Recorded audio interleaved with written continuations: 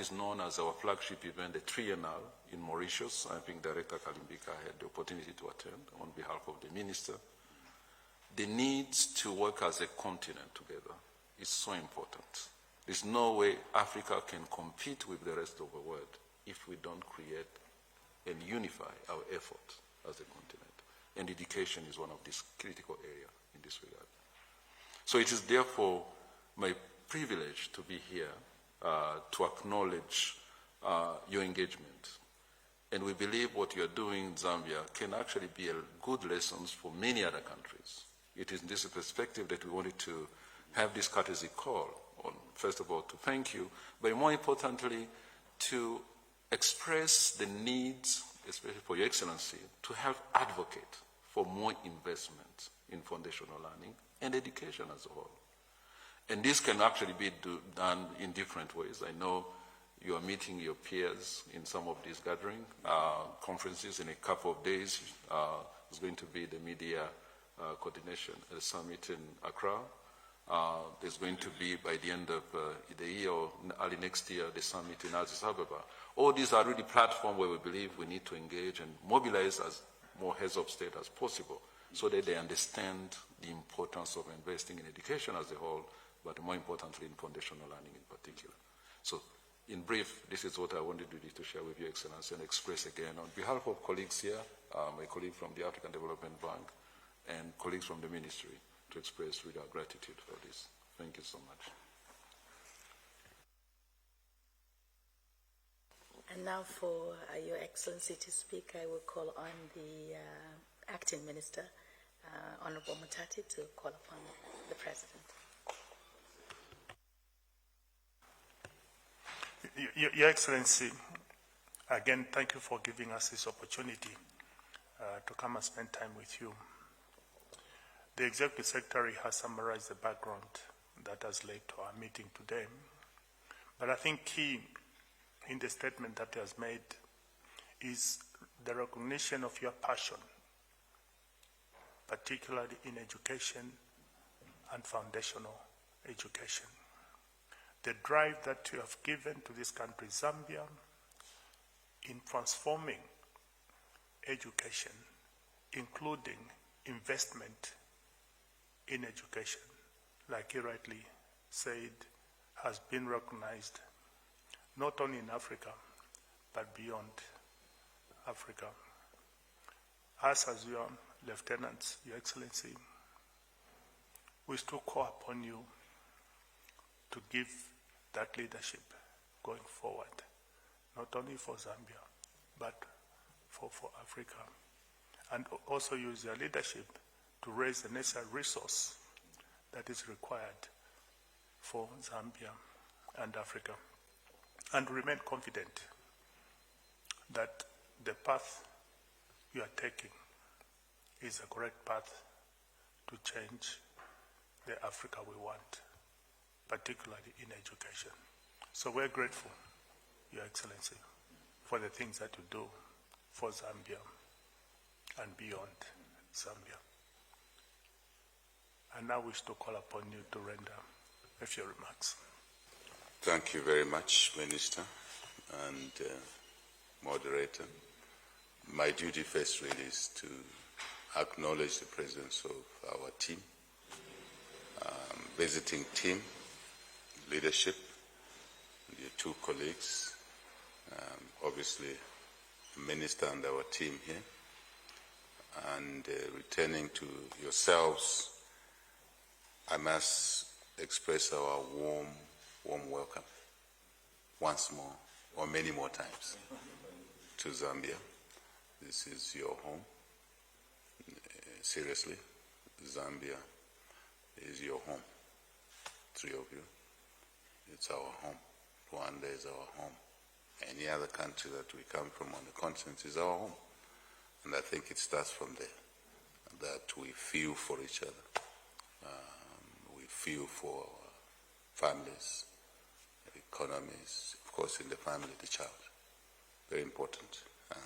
I must indicate before I go further that education to us, supporting education to us is the best investment. Nothing beats that. What brought me into this chair is one thing only, nothing else. It's education. And we have a duty to expand this opportunity to many more of our children, especially at an early age, many more of our populations. Since we introduced the free education in our country, we have seen 50-year-old mothers going back to school. That's important. It's important for foundational learning, because that mother will make sure that the young kid goes to school, the grandchild goes to school. That's a connection. To explain to you a little bit more, things that you know already, but to put context. Our free education policy may not be viewed, should not be viewed from education direct or support to education directly. We do, yes, that, as the Minister said, you've acknowledged the free education policy encompasses many things that you acknowledged: infrastructure, hardware, software. I'm not just talking about brick and mortar, I'm talking about other elements. You, the experts in the areas, the colleagues here. So this government is looking at a holistic offering to education, and we were also clear that education director alone is not enough. I mean supporting, investing in that.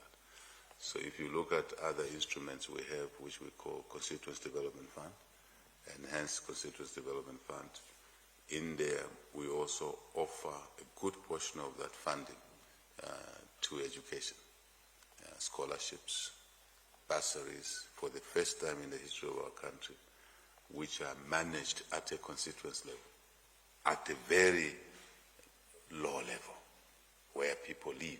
Before, all these bursaries only to colleges were managed, by and large, were managed at a center in Lusaka. Now they are decided at a local level. And also for diverse skills, we have skills which he runs, the Minister of Technology runs, artisanal skills, which sometimes are not incorporated in the compositions.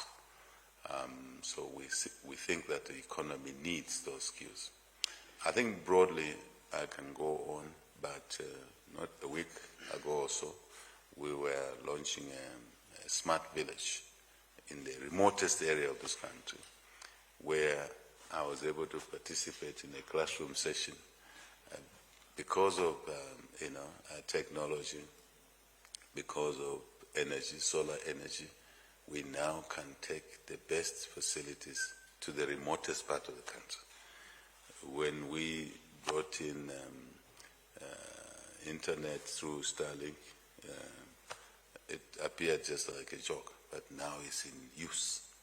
And that day we were able to have 3 classrooms, 3 class kids taking a lesson basically simultaneously, real time, in Lusaka, in another area, and in that rural area. And I sat in the classroom. Inside, I was beaming with happiness. Of course, you don't want to show it. but this is revolutionary. So now, but all these things cannot work properly if foundational learning is not there. The facilities may be there, opportunities might be there, but the kid will have missed something at an early childhood education facility. So we want to thank you, yourselves, the team here, for the great work that we're doing together in this area, so we can strengthen the child, give the child that opportunity at an early stage. So your leadership is appreciated, partnership with our African Development Bank, as well appreciated, the AU and the continent. But as individual countries, we have to do our part in order to make this thing real. Because that's where I started from, talking of our countries, our families, young people. That's where it starts. So I want to thank our team this time, working with yourselves, for advancing this agenda. Honestly speaking, I am also extremely, if I may reiterate, this humbled that you decided to make us, to honor this country, for us, this fellow, to be the champion for foundational learning. Thank you very much. Thank you very much. And we take this serious. A fellow like me takes this very, very seriously, and we want to assure you we will do our best within our challenges. We have a drought situation now, which is stretched our resource envelope, but we will do our best out of conviction to continue bringing more kids into educational facilities at an early age, because that makes a difference. I don't know if you heard, I didn't have preschool myself. So we just went. So now I look at my kids and the things they were discussing at an early age. I said, yeah, what I didn't do, we are now doing with these kids. So we're happy that we are in that space. So once more, really thank you very much. But one ask I want to make to all of us, just one ask. I believe that we need to begin to push the agenda that on our continent there must be basic minimums each of our countries must offer to its own kids, children, by way of education. And early childhood should be one of those. The minimums that will obligate our countries to support all the population profiles, especially those who are not able to, because that's where our focus is. I think that ask, I'm happy to push it through your technical, if you like, how shall I call it? Let me call it, some spec of some kind that you can work together. And I'm happy to advance, given that you blessed me with this opportunity to be the champion. I'm happy to push this with our peers on the continent in the various platforms so that each country has the basic minimum policies to open up education to all our kids. I think this is important, and I want to say from my business background, from my sins of the past, without skills, there's no business you can run. There is no economy you can run. There is no country you can run. So this, I end here that this is the best investment, equalizer, and to be honest, inheritance. Investment, equalizer, inheritance. Thank you very much. Thank you very much. Merci. Thank you so much, Your Excellency. And as we end, before the media leave, we want to celebrate you, sir, and allow us as the Ministry of Education to celebrate you. We have so many plans for you, and we do, we do hope one day yes, we do hope one day in one of your days in the year we can take you to Sinazongwe, where you can have a look at one of the 110 hubs that are across the country. What your government has done is, like you've mentioned, you've made preschool, kindergarten, which was a preserve for the private sector and the rich. You've made it accessible to the poor and to each and every person, regardless the creed, color, or religion. And you've made it accessible to the children. And it's amazing to see these children in schools which are tailor-made for them. It's little toilets, little chairs. There's nothing that is, borrowed. It's specifically for them. And you're doing these 110 hubs in collaboration with the World Bank, partnering with different cooperating partners to ensure that children, learners have access to good quality education. Apart from the 110, your government also employed over 26,000 primary school teachers, just to show that foundational learning is a priority. Out of the 35,000 teachers, 26,000 were for primary education. So we want to thank you, and that's So it's no surprise that you are a champion, because the world, the continent can see what you're doing, deliberate policy to ensure that these children are not forgotten and that we have a strong foundation as Zambia and as Africa. So we will continue to celebrate. Just the other week, we had 22 countries coming over to Zambia to see our catch-up program, because what we're doing is children who are left behind, they're slow in their learning, they're able to catch up through this catch-up program. And we had other countries coming to learn. How do you do it? I know it's a fun program. Children think they're playing, but they're learning. So there's so much that your government is doing. I know that sometimes you get a lot of negativity, but there's a lot of good things that are happening, especially in the Ministry of Education. Thank you, sir.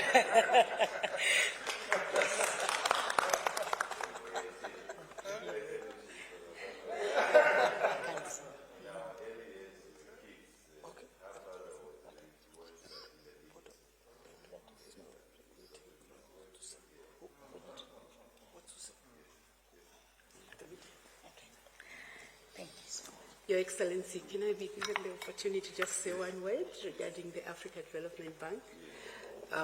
First of all, again, I want to join my colleague just to appreciate your time and effort, but also to recognize the kind of work that you're doing within the education sector. As Africa Development Bank, as you may know, we are very much into skills development, and I was excited when I hear you mention skills, because without skills, for sure, there's no way that the continent is going to prosper. And I want to use this opportunity also to mention that indeed we are also having those conversations to make you the champion for Africa Education Science, Technology and Innovation Fund. I know that when the letter was sent for foundation learning, it was a joint letter looking at both foundation learning, but also education for Africa Education Science, Technology and Innovation. Two things I want to highlight, Your Excellency, is that this is a fund.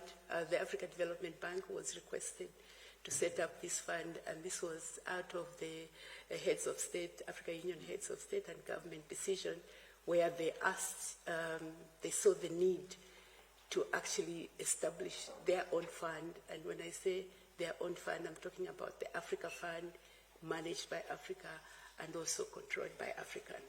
And the focus of this fund will be really looking at science, technology and innovation, but also technical vocational education.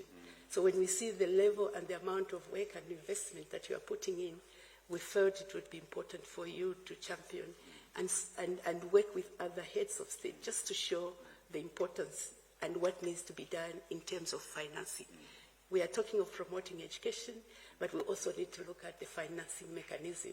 And this is what this fund will be doing. So we'll be very interested to see how we can actually work together to make this happen.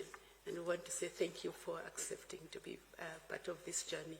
We are counting on you, and we are here to support you to make this happen. Thank you, thank you, thank you. Thank you.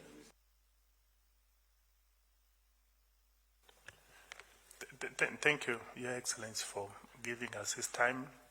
But we thought perhaps through our young lady, she could ask the media to probably give us a few minutes, just in case there's a message that they may want to share with you. So.